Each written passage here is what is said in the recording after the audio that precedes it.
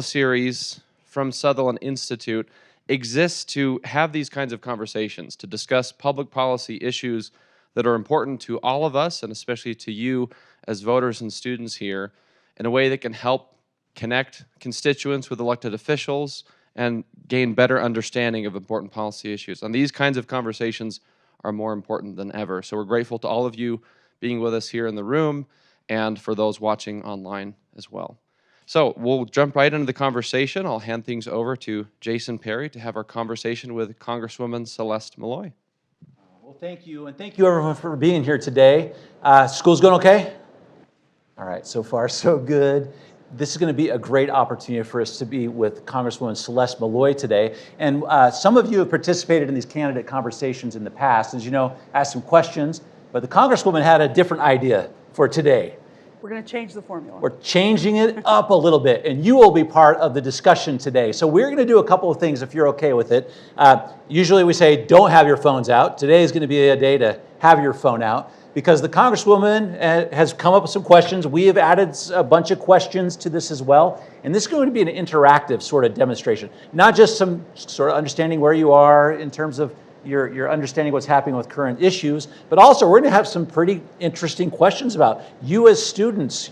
How do you feel about being politically engaged? Do you feel safe to be politically engaged? For those of you who are students here on the campus, you may have a political view, or do you feel safe saying it here on campus? All completely anonymous, all right? Of course, this is not one of those things where you know where it's coming from, but the Congresswoman feels like we should have this, and I totally agree. These are conversations worth having. So I think you're going to love this. Whole new format for us. You're going to get a chance to participate. Are you game?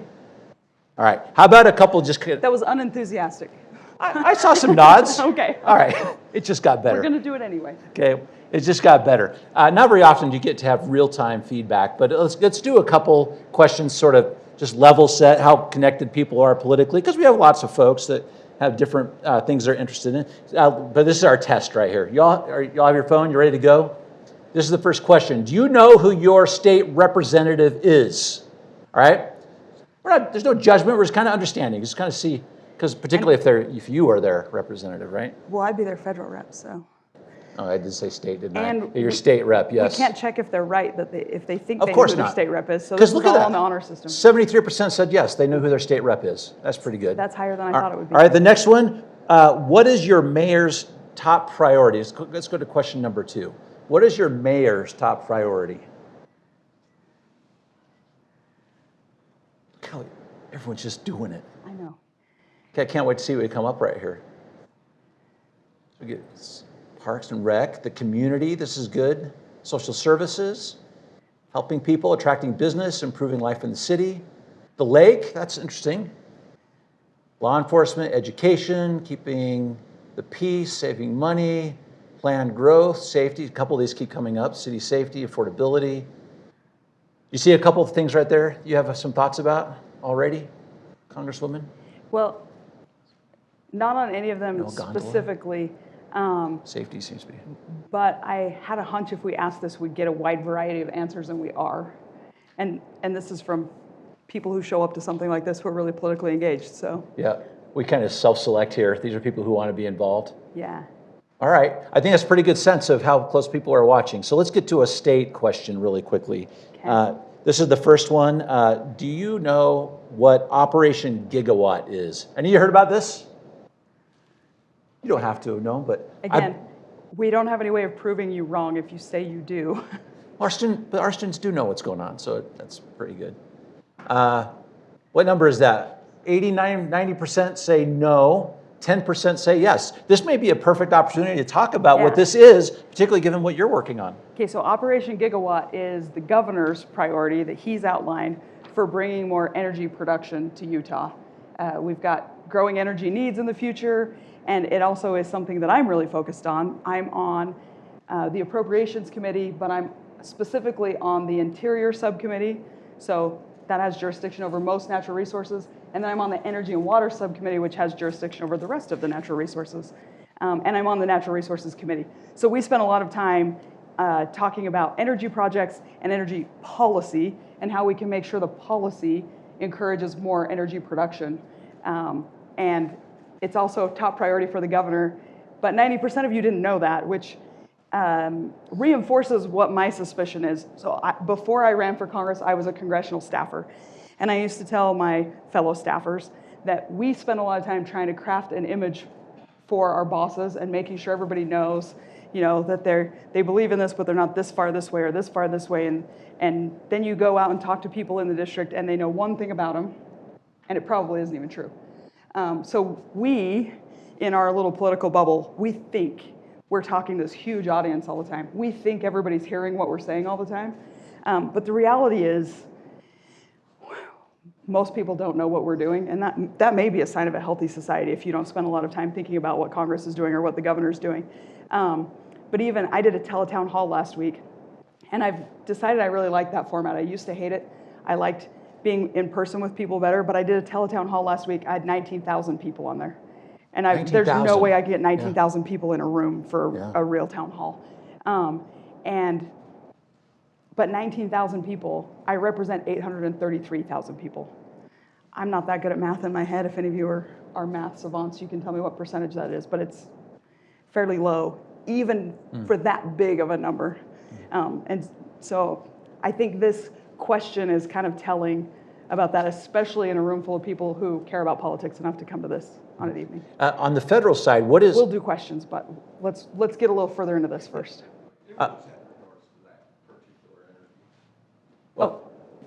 Let's do a question. Go ahead. Wow, look at how adaptable she is. Let's hear it. If you guys are looking at bringing in the energy, the air quality as well in Utah has been rated like the 6th worst in the world. What are your plans, or what do you plan on doing in regards to trying to keep the air quality the way it is, or to either improve it while bringing in the energy? Yeah, so hopefully we can improve it. One of the things I'm working on is trying to make sure that things like nuclear energy and geothermal energy that have a low impact on air quality are able to be permitted. We have the technology for them, but we're not building the plants, and part of it is federal policy that makes it hard to get them permitted. So we're working on those kind of things to make sure we can produce more energy in Utah and keep Utahns healthy at the same time. That was a good question. It was a good question. This Very flexibility timely. is working out well. Let's keep Yeah, going. I like. We should do this from now on. Then this next one is a little bit see how people what they know about our current elected officials and what their former jobs were. How about this next one right here? Before becoming lieutenant governor, that's our current lieutenant governor, Deidre Henderson. She held what position? County commissioner, a state senator, a litigator, county commissioner. We all know. Teacher. This is fun to watch him move in real time. That is. Did you get it working? Okay, let's see how. Of course, this is typical University of Utah student, pretty well informed. Yeah. Yep, that is correct. Almost half of you got it right. Yep, was State senator. a state senator. Now, this next one just kind of get the demographics of Utah just a little bit too. This next question, does Utah have more state senators than counties? No, that's not what it says. Oh, there we go. There, that's what's coming. Does Utah have more state senators than counties? Okay, for the sake of the audience, how many counties do we have? 29 counties. How many senators do we have? It's going to give away the answer to the question. 29. We have 29? That's correct. But- maybe you give a little understanding of that. So I talk to people all the time who assume that because we have 29 senators in 29 counties, that every senator represents a county, which is not the case because they all have to have the same size of constituency, and our counties vary drastically in population. So we do have the same number of senators and counties, but it is not because each senator represents one county. I live in Cedar City, down in my part of the state, our senator represents several counties. Yeah, it's very common. Some people say it's just the two numbers are the same, so it must be that's the case, Yeah. but important to know for wherever you live, you may have a senator that represents numerous counties. Okay, good level set. How about this? Because I want to talk about something I'm watching closely, Okay. the government shutdown. What government shutdown? Okay, It's still that's out what there. I was wondering. Here's the question. Government funding is set to run out. Here are a couple dates, very curious, and then you're going to tell us what's going to happen? Sure. Okay, can't wait to find out. I'll give you my best guess. All right, go ahead. We'll give everyone a chance to do this. Just lock in your answers. Okay. I can now say with a really high level of confidence that you guys are much more informed than the average member of the population. It is September 30th, which this one was kind of an easy question because that is next week, and this is one of the top stories right now. But again, I work on Capitol Hill in Washington, D.C., and we have spent the majority of our time the last few weeks obsessing about this date. And most of the people I talk to don't know what day the fiscal year ends for the federal government. Now, right now, we're in a position, again, I'm on the Appropriations Committee. We passed all 12 of our appropriations bills out of committee. We've passed 3 of the 12 on the floor. We were actually on track to have everything done by September 30th. The Senate was behind us, and also the Senate has to pass them with 60 votes. We can pass appropriations bills in the House with just a Republican majority. In the Senate, it takes bipartisan votes, and that's why we just voted in the House on a continuing resolution through the end of November to give us time to get the Senate appropriations bills worked out so that we can pass final appropriations bills.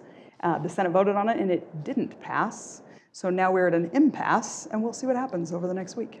Can you just take a second about this back and forth, too? And there was a time politically when you didn't talk about government shutdowns like this. It is something we talk about a lot now. Yeah. Maybe talk about why that is the case and why maybe any of us would really care. Well, there are a lot of reasons to care. I was in law school during the last long shutdown, and I remember, I was trying to do research on a paper, and there were government websites that I needed data from that I couldn't access. You tried to pull them up, and it would have like a frowny face that says, sorry, we're not funded, or something. I can't. It was very pithy. Yeah, it was. They didn't go into a lot of explanation. But the politics of funding the government have gotten trickier. And the idea of crossing the aisle to make sure the lights stay on has gotten more and more toxic. If you remember 6 months ago, we had the same situation, and Chuck Schumer, who is a Democrat, voted to keep the lights on, and he took a beating from his own side for that. And generally speaking, Democrats have been more loath to have a government shutdown than Republicans have. And now we're going to find out if that's still true. I think Senator Schumer bet 6 months ago that his side would see the wisdom in getting past that fight and moving on, keeping the government open to do other things. And they came after him pretty hard. I will say I think some of them were glad he kept the government open, but still jumped on the bandwagon because it was politically feasible, and that happens sometimes. So we'll find out in the next week. If we get 7 Senate Democrats to come to the table in the next week, then the government won't shut down. That really is what it comes down to. All of the podcasts, all of the articles written about it try to make it sound really complicated, but that's what it's going to come down to. Well, can I get one more question about this too, particularly given the area you represent? We have a lot of national parks in your district, for example. People might not realize you shut the government down, you're shutting down the parks. You're shutting down a lot of things that impact the economy of the state of Utah. Yeah, and a lot of that depends on how long the shutdown lasts and who's in the White House when it shuts down. So if you remember during the big Obama shutdown, the politics were such that they wanted to make the shutdown as painful as possible for every American. And so that's when they had like chains across the national parks where you couldn't, even where you could like go drive up on a highway and look over and overlook, they chained it off. So that it would be clear that the government was shut down. They wanted people to be angry about it. During the last Trump shutdown, a lot of things stayed open. A lot of things were deemed essential because they wanted the shutdown to be the least painful it possibly could be so that people wouldn't be upset about it. And so even in a shutdown scenario, there's still politics at play about how the shutdown is handled. Okay, we'll watch very closely. Thank you for that. Me too.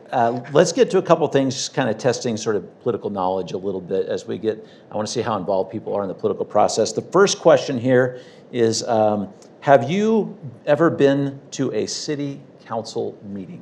How many of you have been to a city council? We're going to do local and then we'll get up a little bit. Can we limit it to here? Like if you yeah, went sure. to a city council meeting in your hometown when you were a Boy Scout, don't count that. Have you been to a city council meeting as an adult? Okay. City council somebody meeting switched. as an adult. It changed a little bit. Yeah. That is really close.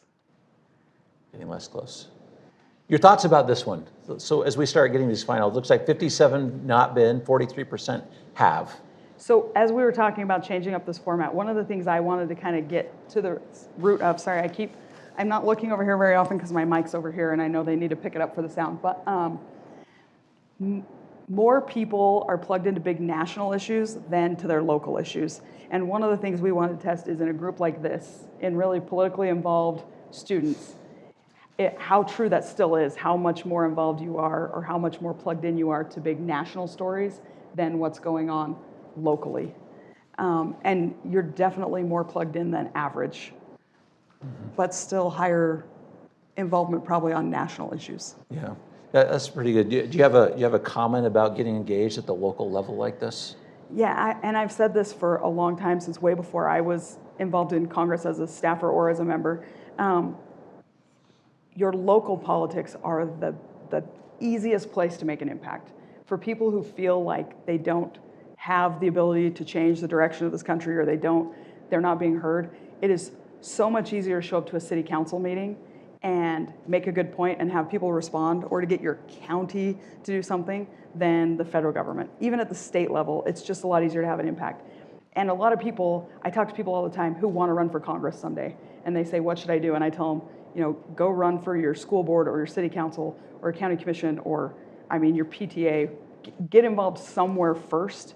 And once you have an intimate knowledge of how this works, it's easier to make a decision about if you want to actually run, for starters.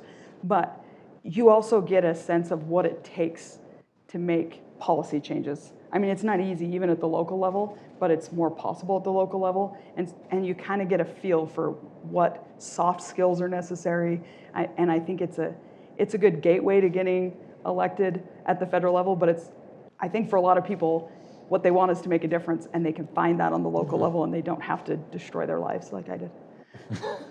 Oh, the next one. That was a little too negative. Yeah, I'm grateful to be where I am. We're grateful that you're here today answering in this way. This is kind of interesting format. I like it. How many of you have attended this next question, Nick, if you're ready? Have you ever attended a political rally? You have? Or you have a question? Or you have a question? We got you. That's right. We're encouraging involvement. Yes. Raise your hand. See, it's all kinds of involvement. Does everyone lock in their answer there a little bit? Okay, so while you're finishing up with these, I will tell you, I've never been a political rally kind of person. I care about policy. I've never really been that big on politics. I know that sounds weird. It's what I do now. But I got into politics because I care about policy. But something interesting happened to me yesterday. I was in Arizona yesterday for the Charlie Kirk Memorial. And I had to fly in on a late flight, fly back on a late flight, and it was giving me flashbacks to a year ago when I flew to Arizona for a Trump rally, and I'd never been to a Trump rally before. But as I was walking out yesterday, a kid stopped me and said, he yelled Congresswoman Malloy, which, in large groups of people outside of Utah, that doesn't happen very often. And I turned around and he said, can I just shake your hand? Sure, I shook his hand. And he said, I heard you speak last year. It was my first time even going to one of these big rallies, and I spoke. But I talked about policy. I got up and said, this is why I'm involved. I think we need, less regulation, more regulation that makes sense, and less red tape. And this kid who went to a rally, heard that speech, remembered it, and said, because of that, I've been getting involved in politics. And I thought Excellent. That was kind of cool. Not Excellent. what I expected a reaction to a rally to be. Well, often from these rallies, you start getting connected to the issues that matter most to you, and hopefully you get engaged from it. Yeah. Okay, the next one will be this. Have you ever worked in a political campaign? Have you ever worked on a political campaign?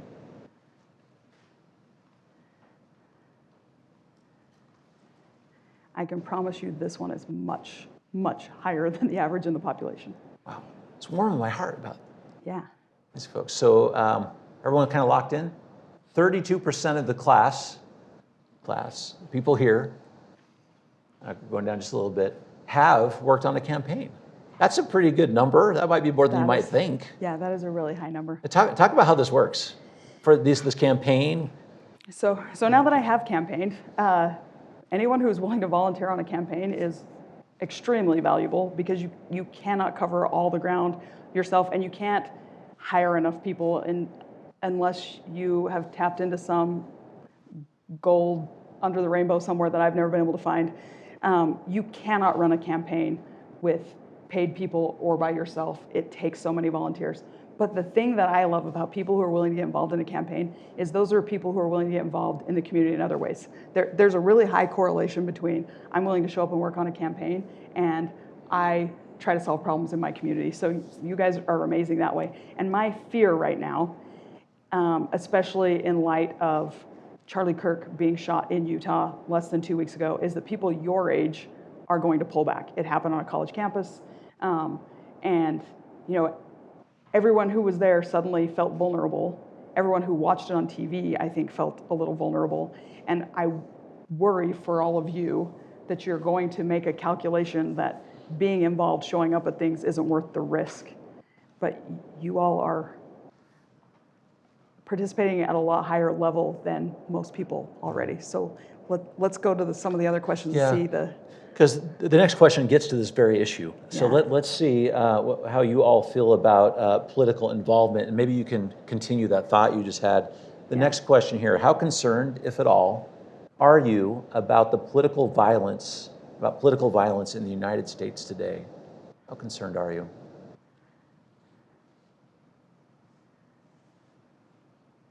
So I will tell you, I've been asked this question a lot in the last 2 weeks.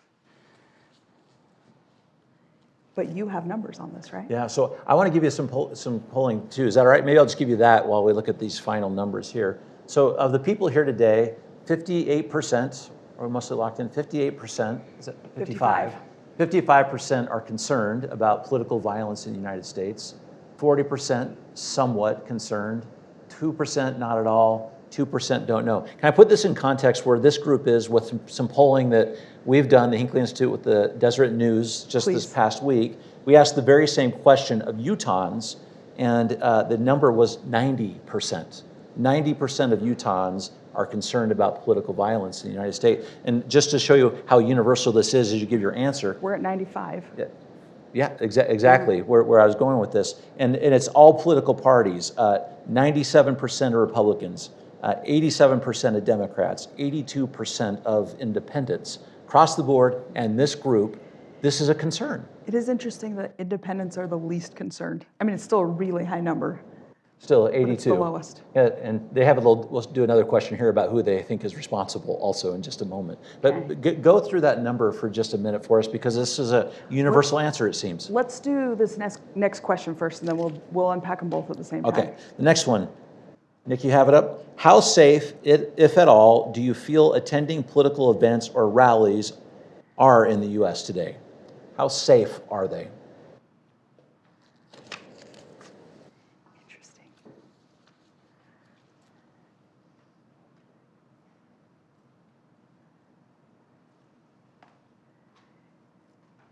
Okay, this is really fascinating. So 94% of you think it's not safe, or you're concerned about violence, but 89. But 50%, 49% of you think it's you would feel somewhat safe attending a political rally. So this is kind of what I wanted to get at today with, I would hate to see people your age, and especially people who are already inclined to get involved in politics, back down and step away from involvement. But even though you have a feeling that it's not always safe, you would still feel safe attending a rally. That makes me feel a lot better, although 40% of you said not very safe. And this is a question that I get asked a lot right now, and all of my colleagues. So we've had a lot of debate in the House the last couple weeks about do we need to increase security for members of Congress, and if so, how much do we need to increase it? And how safe do we feel? And I would tell you, we are all over the board on that one. Some of my colleagues are more controversial than I am, and they get a lot more threats than I do. I actually feel I'm in that pretty safe category.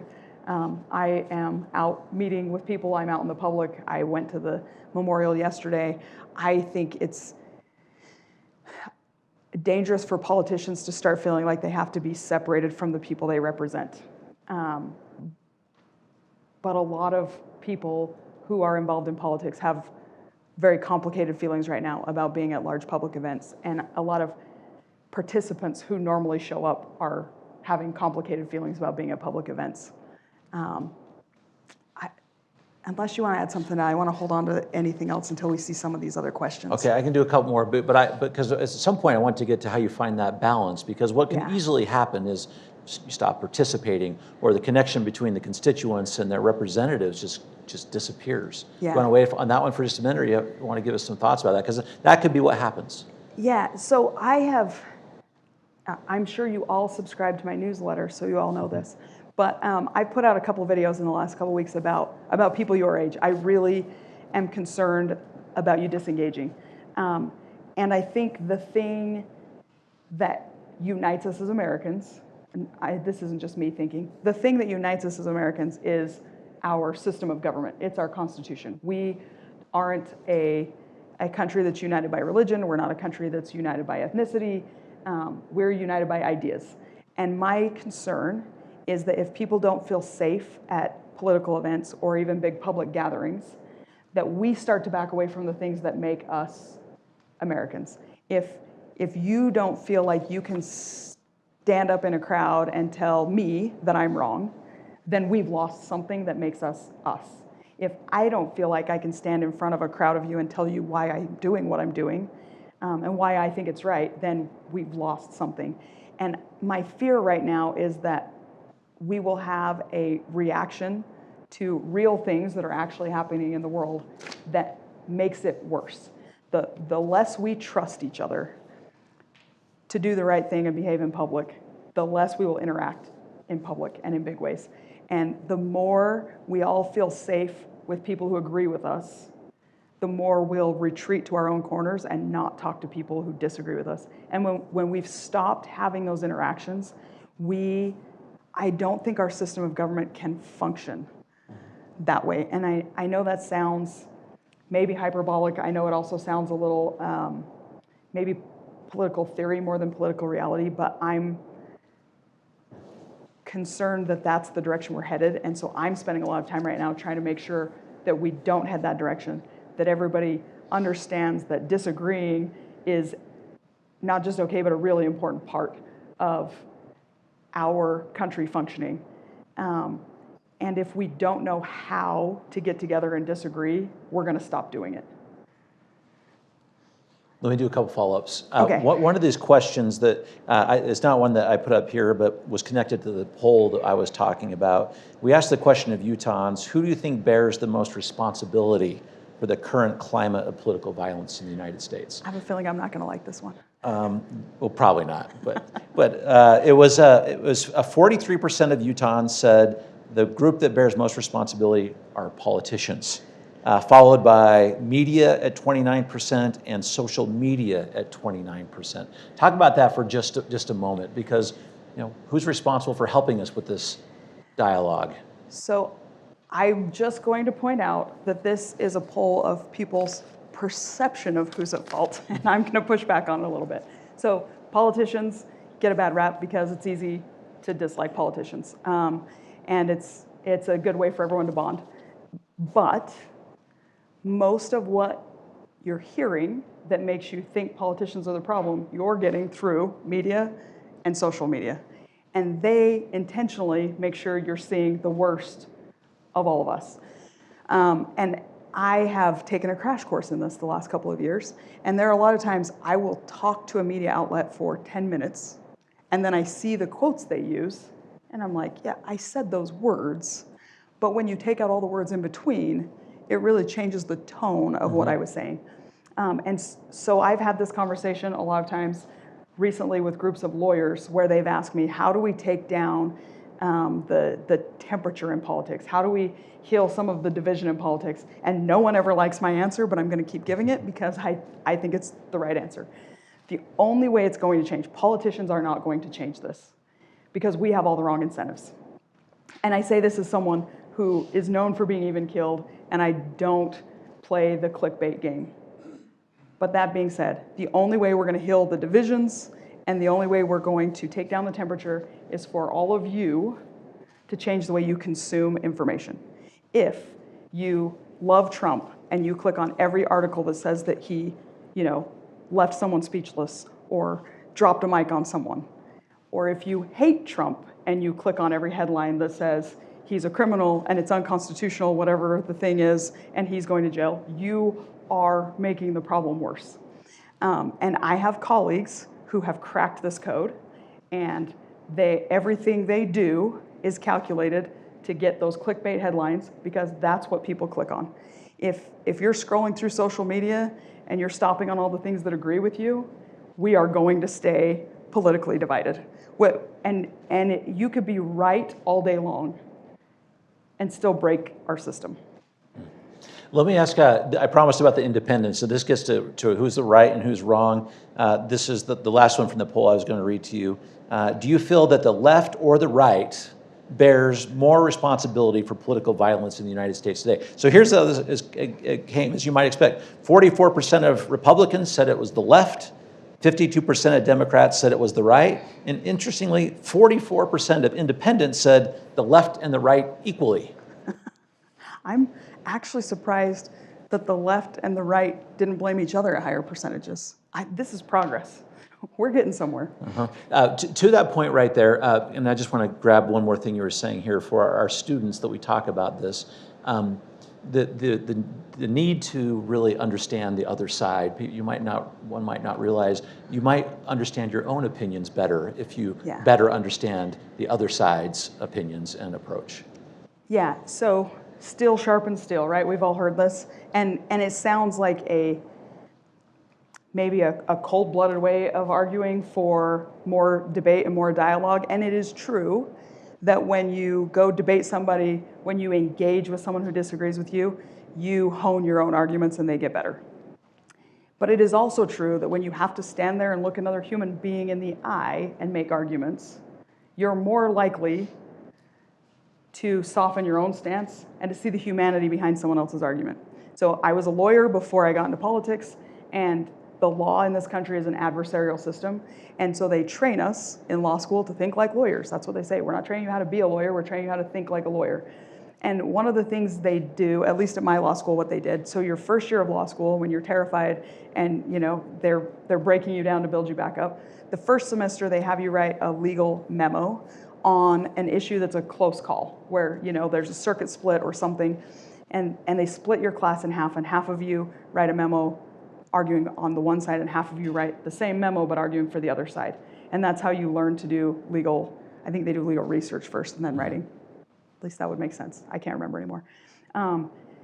And my sister and I were in the same law school class, and we were assigned opposite sides of this. And so we would walk at night back to our apartment, and we would be talking about it. And I would say, well, I'm making this argument, and my sister would get so no, that argument doesn't work because of this case.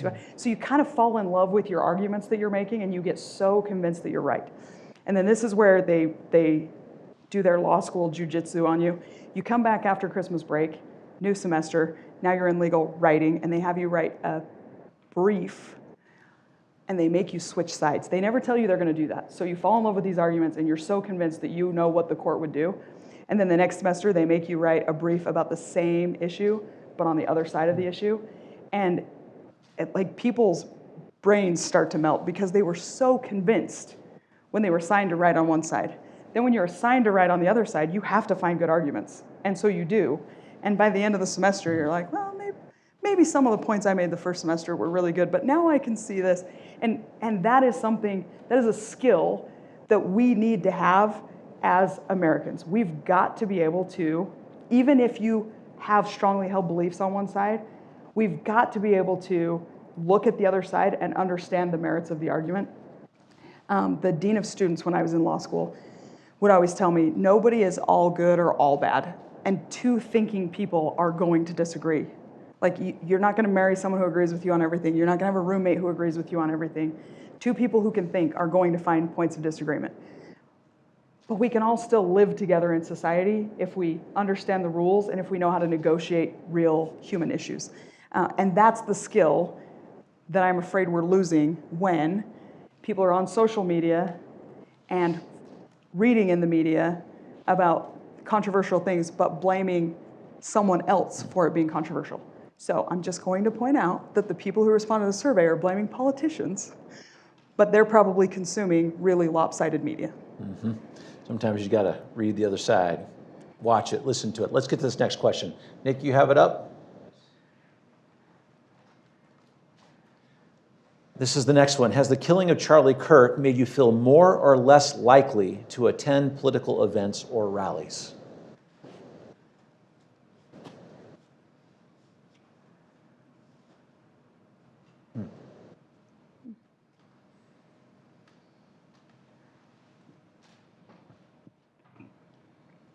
Just a second, we're almost there. For those of you who are watching the live stream, the numbers looks like it's 54% said neither more nor less likely to attend. 31% said somewhat less likely to attend. 6% much less likely to attend. 4% much more likely to attend. 4% somewhat more likely, and don't know after that. So our biggest number is 54% said neither more Doesn't make nor a difference. less. I can say with 100% certainty that I'm in the much more likely to attend category because I was not planning on going to a political event yesterday and I went. So it makes me feel a lot better to see that 54% number, though, that roughly half of you are not going to make your decisions about whether to attend based on that. I hope that means you're still likely to attend and not that you were never going to go to a political event in the first place and that doesn't change it for you. But I have another story I want to tell you, and this is probably as good a place as any. So today's Monday. Yesterday I was in Arizona at that rally. Saturday, the day before that, I was in Washington, D.C. And I had some friends with me from Cedar City, and we were walking the National Mall. And on a Saturday, there are all kinds of people walking the National Mall, but one of those friends had never been to D.C. before, and so I was showing her the sights. We were walking the monuments. And as we were walking along by the reflecting pool, somebody was jogging towards us. And there are a lot of people who jog on the National Mall on Saturdays. And he was wearing camo running gear and had on a Padres hat. And, just looked like kind of an average person. As we were coming this way, he was running this way, he stopped and walked over to us and said, "Hey, I'm lost, can you help me?" I thought that was kind of weird. And I said, "Yeah, where do you want to go?" And he said, "I don't know how to find Palestine. Could you find it on a map?" And I said, I could, but are you running to Palestine? He said, "Well, you probably march for Palestine and you probably don't know anything about it. You look like a liberal." And I was like, I don't know what that means, but I would not describe myself as a liberal. And he said, "You look like a liberal," and then ran on. And I thought, that is what's wrong with everything right now. I mean, I do happen to be in politics, but I was just out walking with my friends. He didn't know who I was. At least I assume he didn't.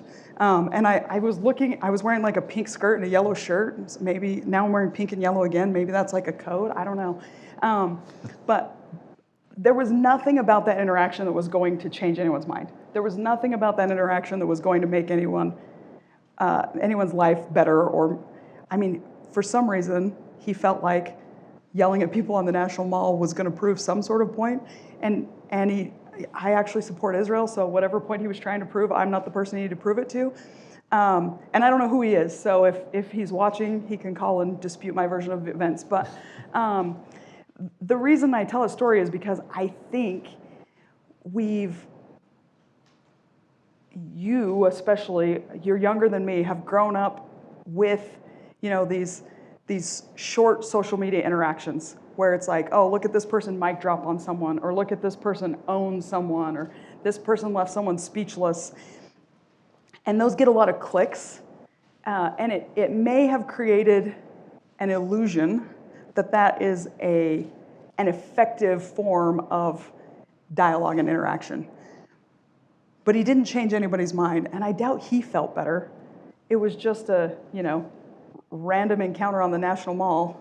And now I'm really going to think about what I wear when I go for a walk. But other than that, and so, has the killing of Charlie Kirk made you feel more or less likely to attend events? I'm glad to see that it's actually not moving most of you, because I think knee-jerk reactions tend to be bad reactions and lead to more of those sort of drive-by encounters instead of real human connection. And I think the answer to a lot of the problems, so I just told you I don't think it's fair to blame politicians. And that you have the power to change it. I think the way to change it is to have actual, meaningful human connections with other people. Everybody saw the drama on the floor. I mean, we went to the floor to vote within minutes of most of us finding out that someone had been shot in Utah. I think I was walking to the floor when I found out for sure that Charlie Kirk was dead. And so it was still very fresh and raw for everybody when we all got to the House floor. So now you have everybody there at the same time. And the clip you saw on the news was just somebody asking for a prayer on the floor and then a bunch of people booing. And that was really upsetting, especially if you were there. What you didn't see, if you could zoom back out, is we'd had a moment of silence, and everybody was really respectful through the moment of silence. Then one of my colleagues asked if someone could lead the House in prayer, and then the booing started. And as we left, I got on the elevator, and one of my friends who's on a committee with me and is a Democrat, and we've traveled together, so we know each other. There was a whole bunch of people in the elevator, and she reached around someone and squeezed my elbow and said, "Hey, I saw that this was in Utah, and this is probably really tough for your constituents. I hope you're okay." So if you were watching the news, you saw a moment in time. But what you didn't see was what happened before and what happened after. And it's still okay to have a reaction to that moment in time. It doesn't change the way you feel about that, but it is safe to assume that you're not seeing the whole story. And when you know people, when you're having real interactions with people, you're more likely to see more of that story and not base your political opinions, your opinions of people, your view of where you are in the world on just the clip. Too much of our political discourse is clipped, and it's short. And now I'm going to tell one more story because now I'm not used to letting other people talk for this long. The other thing that happened that day that for me was really meaningful, and I hope this translates for all of you. But so I was sitting in a committee markup when we all got the news, and it said Utah, and I'm the only Utah on that committee, so everybody was asking me questions as if I knew what was going on. And so when we went down to the floor to vote, I mean, emotions were high. Adrenaline was all of a sudden, everybody was kind of wound up. And as I stepped onto the House floor, one of my colleagues who knows that I love babies and had his baby with him that day handed me a baby. So I walked in this like high state of, readiness, and he handed me the baby, and the baby is cute, and he was feeling cuddly, and he just snuggled down onto me, and I was holding him, and I could feel like my stress levels come down and my heartbeat regulate, and we got through the vote and everything, and then I had to give the baby back. I checked legally, I couldn't keep it. But the reason I tell you that story is because I do think human interactions are the answer. It is really easy to stand, across a line from each other. We have an aisle, whatever line you have, and disagree with the people on the other side. But just the baby didn't say anything about politics. He didn't even do anything for me. Babies are kind of selfish. All he did was sleep. He didn't tell me it was going to be okay, but just having contact with another human being helped bring that level down where I was in a better state for talking to people. I suspect I am not the only human who needs to be in contact with other human beings to be calm. But when we're in conflict with other human beings, then we tend to get that high adrenaline level, the high levels of anxiety, the high levels of stress. Thank you for the responses. Are you willing to get a little flavor for where students are? Yeah. Not on the political side, love but I'm curious. Some of you here, students of the university, took a survey recently about what we call the Campus Climate Survey to see if people feel like their voices are being heard, if all voices are welcome on campus. Of course, the Hinckley Institute is about all voices, and so this next question is try to get us where our students might be, at least where this group is. And the next question here, if we have it, Nick, is this. Do you worry that openly expressing your political beliefs might hurt your educational or future career prospects? Very important question. Yeah.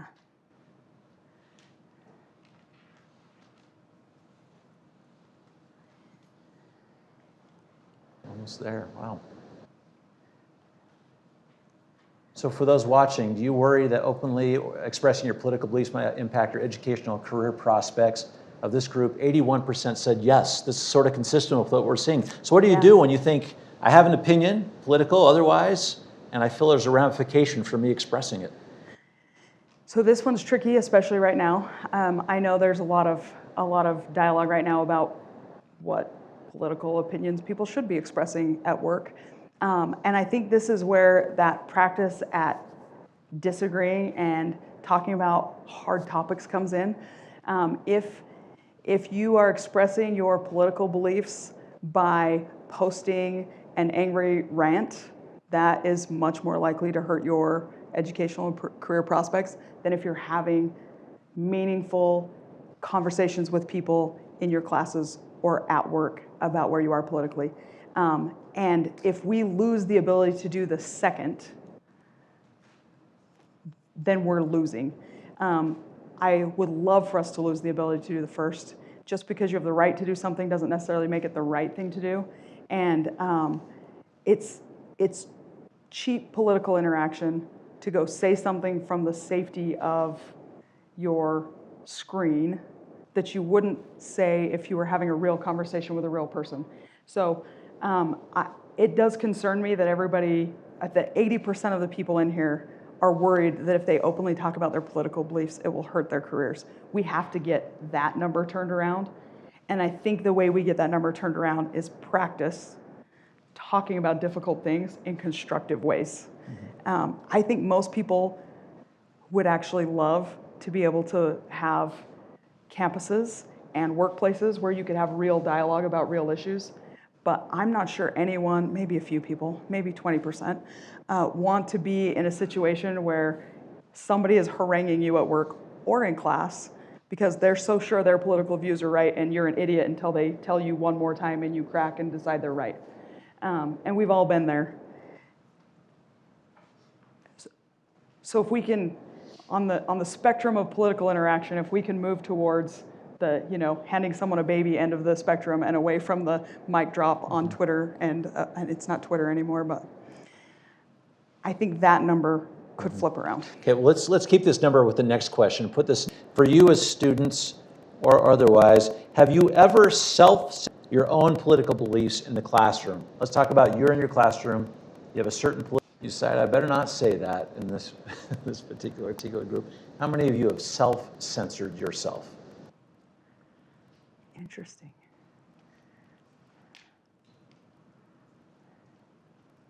So at least for this particular group, 65% have self-censored their political beliefs in the classroom. Looks like so 66, 34% said no. Put those two things together because it looks like our students are worried about their educational, like maybe a professor will have a reaction to the things you said with the fact that people are now self-censoring, at least 65%. But at least 15% of them are speaking out anyway.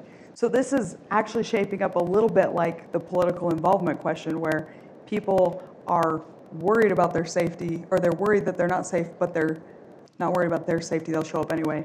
People are worried it's going to impact their future careers or their educational prospects, but some of them are speaking up anyway, which gives me hope. I know they're not great numbers. I know we'd like to see those numbers flipped around, but I am happy to see that even people who are concerned are willing to engage. Yeah. Would you have some advice for the students here looking at that? So 80% are worried about it. 65% of those are not saying what they want to say. What kind of counsel do you give for people in that category? I'm worried and I don't. Yeah.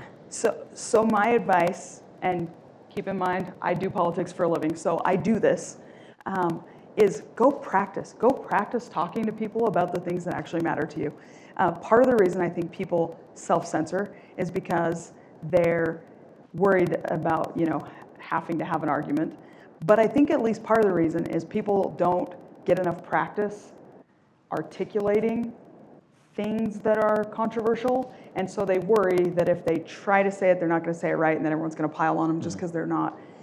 So I've been talking to people your age saying, like, go join a club, or if you can't find one, start one, where you talk about politics and religion and whatever controversial topics you care about. Get in the habit of talking to people about it, because again, steel sharpens steel.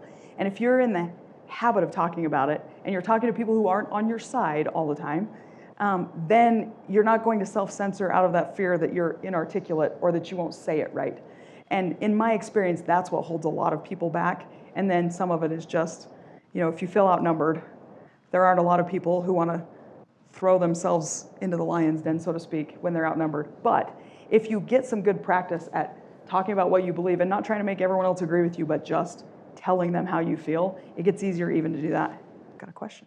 So I'm the president of the College of Republicans here at the University of Utah. And me personally, I'll be loud about my beliefs and I don't really mind it. I get your sentiment towards my fellow conservatives. However, what do you say to those conservatives who are more scared of getting scrutinized or stereotyped for what Yeah. they believe in class? As many of us are college students, we know that getting stereotyped is probably a lot worse Yeah. than some of those other outcomes. So let me ask you this. As the president of the College of Republicans, do you feel like you get stereotyped and scrutinized, or do people, for the most part, respect that you're willing to talk about what you believe? I would probably say the latter.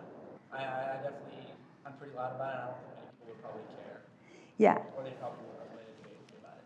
So I think this is true of, I mean, I'm a Republican, I'm a conservative too. So I'm on the same side as you. But I think it's true of a lot of people on our side that there's this idea that if you say something, you're going to get canceled or you're going to get whatever. But if you actually go out and start talking to people, that doesn't happen. And I have people say this to me all the time, like, well, you're not allowed to say blah, blah, blah. I'm like, who doesn't allow you to say it? Well, they'll come after you. Like, who's they? It's the fear of it is much bigger than the actual threat. And that's why I think the practice matters, because if you have practiced doing this, one, you'll be better at it, but two, the people around you will get used to hearing what you're saying and interacting with it in a meaningful way instead of it just being like you can't say that around here kind of conversation. So thank you for being the president of the College of Republicans and for being willing to talk about what you believe. It's good for all of us. We are better as a country when people will go out and talk about where they are politically. And you don't have to even do it always with the goal of winning people over. Sometimes just having the debate is enough. We talked about the classroom. We only have a couple minutes left. I want to talk about what's happening outside of the classroom, family and friends. Curious about that. The next question here, do you speak openly about politics with your friends? We know what you're thinking about on campus. How about with your friends? You're pretty open. Look at that already. Yeah, I think that's Wait. one person. What's that? Openly talk about politics with your friends. It's interesting. Politics has become so personal. Yeah. And so curious how this question, because we're going to take this one and we'll ask the second one, because we're going to end on these two right here. Do you speak openly about politics with your friends? That's almost everyone. Yeah, 96% of people do that. Now, how about your family? Do you speak openly about politics with your family? This one's much higher than I expected too, although it's fluctuating. Nick, did you say, can you go back and show both the answers really quick, or no? So go back really quick to the one before that. Okay, so everybody get their voting in here. Now we're going to go back to friends. So friends was 96%, talk about it with friends, and then family is, go back to that one now, Nick, so you can see, 83% openly. These are still pretty high numbers, but it's interesting. Different from the classroom. Talk about those and maybe some. Nick, can you Password. add a question while I talk about this? I want to know. What is the question? So those of you who are talking to your friends about politics, which is almost everybody, are you talking to friends who disagree with you? All right, can we add that one, Nick? We're testing his skills right now. I know, this but is Nick great. is infinitely capable. All right, so the question is, do you talk with friends who are on the other side? Yeah. Is that the idea? Okay. You got that one almost ready, Nick? No. Look how good he is. Okay. Do you talk with friends who disagree with you? Is that so okay? When I'm talking about getting in the habit of having these conversations, I'm really glad. Now, granted, we're sitting with a bunch of political science majors probably, and people who are willing to show up to an event like this. So you like talking politics more than the average person, but you are talking. And then, so 96% of you talk to your friends about politics, and 80% of you talk to your friends who disagree with you, which means you're already doing more of this than you probably give yourself credit for. And we all have a family member we don't like talking politics with. And now I'm the one they all want to take down at Thanksgiving dinner. So I get that. But the engagement still matters. Having the ability to sit and eat turkey at the same table as someone who is wrong. Even if this isn't just a matter of like opinion, they could be objectively wrong. But if you can still sit down with them and still have conversations with them and still see them as a human being, we are going to be all right as a country. And there's a lot of talk happening right now about people your age.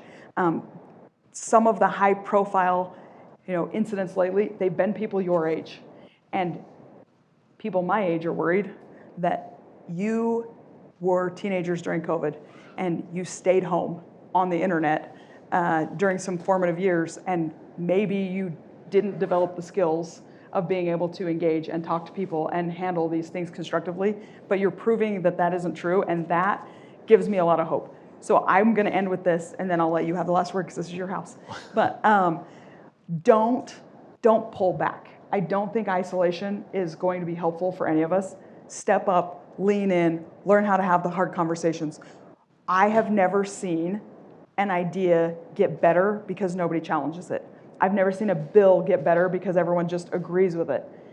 When you can put an idea out there and let other people have a whack at it in constructive ways, your ideas get better. When we have a policy or a plan or an idea, it is helpful to have other people weigh in, and they're not always going to be positive. And if you can learn that skill of, I care about this idea, but I'm willing to listen to other people and see where they're coming from, you'll end up with not just a better idea, but at least where I work, where it takes 218 votes to pass something in the House and 60 in the Senate, which means you have to have people from the other side of the aisle, you end up with something that's more likely to succeed. You have more buy-in. And not only is it easier to get a bill passed if you have bipartisan buy-in, but then it's not going to get quickly reversed as soon as the White House flips or the House flips or the Senate flips. If you have buy-in from a lot of people, then they're not going to immediately try to burn it down the first chance they get. So thank you for playing along. I know we changed the format and you guys were great about doing this, and it has given me a lot of hope for where you are headed. So I appreciate it. Well, thank you, Congresswoman Williams. We appreciate you all participating in this today. These are conversations that are just so critical for us to have. When it comes to our speech, the solution for the speech we disagree with is more speech. Yes. More speech, ability to understand the other side, because what I worry about sometimes is when we get disillusioned, we stop engaging, but we need more engagement, not less. We're grateful for all these students that see that, particularly here that stay engaged. Grateful for this very important conversation. Let's give a hand to Congresswoman Celeste Malloy. Thank you.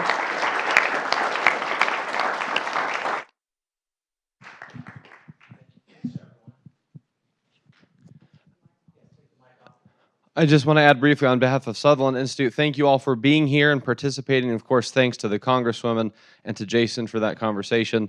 Once again, I want to recognize our sponsor, Zions Bank, for making this possible, and the Hinckley Institute for this wonderful venue to have these conversations. The Congressional Series continues. Please visit sutherlandinstitute.org to keep up to date with all of those, and thank you again for being here.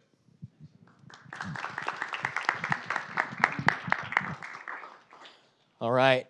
Mics are off. Live stream is off. Those of you who are here, if you need to sign in, it is in this back corner underneath these portraits. Make sure if you're in Political Science 3910 Forum Series or 3160 Campaign Management that you've signed in.